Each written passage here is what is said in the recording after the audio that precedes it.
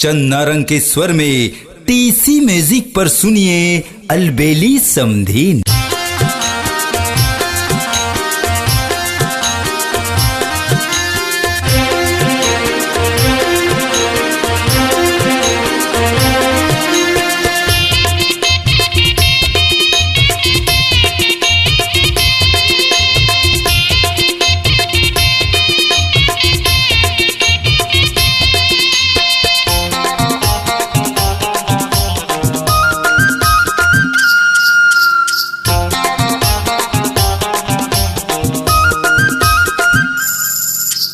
पैरी बजावत तल्ला सजावत जीवला जलावत ना।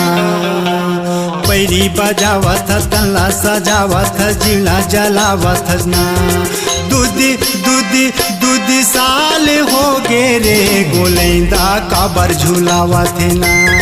दूधी साल हो गे रे गोलैंदा काबर झूलावत ना।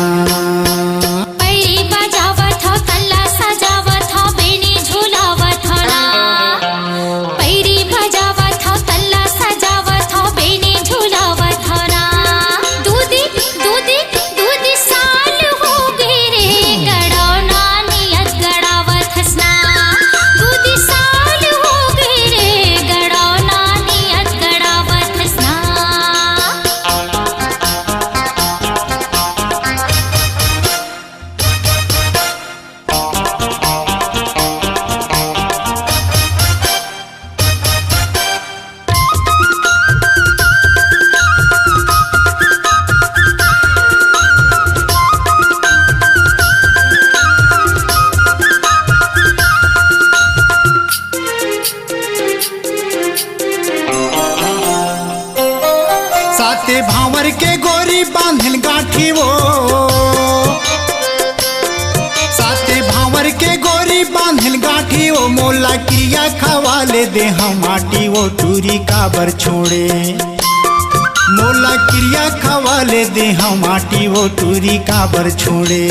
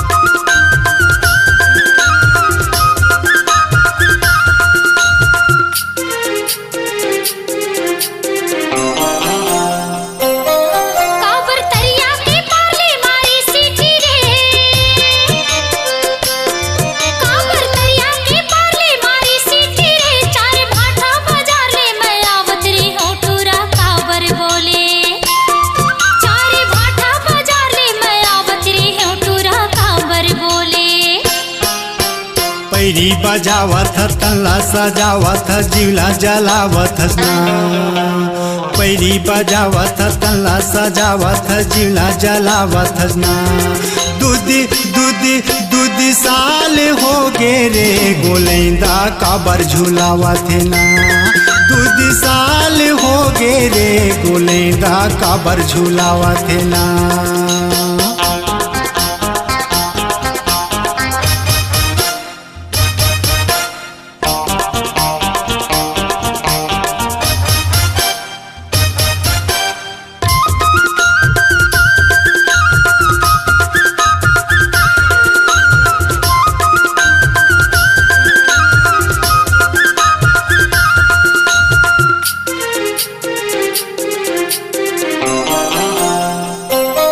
हमर पहली के माया सपना हो गे वो।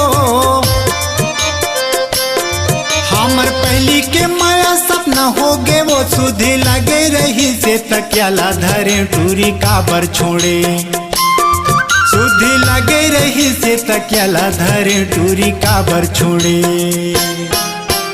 पैरी बजावत हो तल्ला सजावत हो बेनी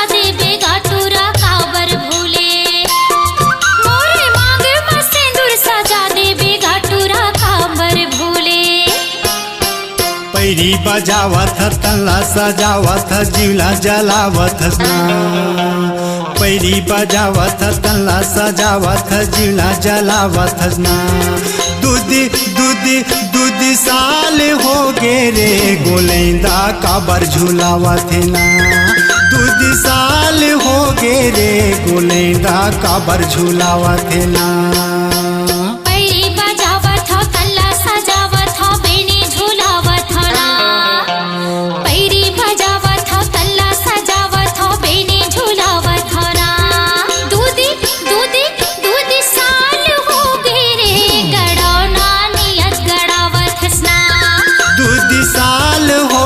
रे गोलैंदा काबर झूलावत ना दूधी साल हो गए रे गड़ौना नियत गड़ावत ना दूधी साल हो गे रे गोलैंदा काबर झूलावत ना।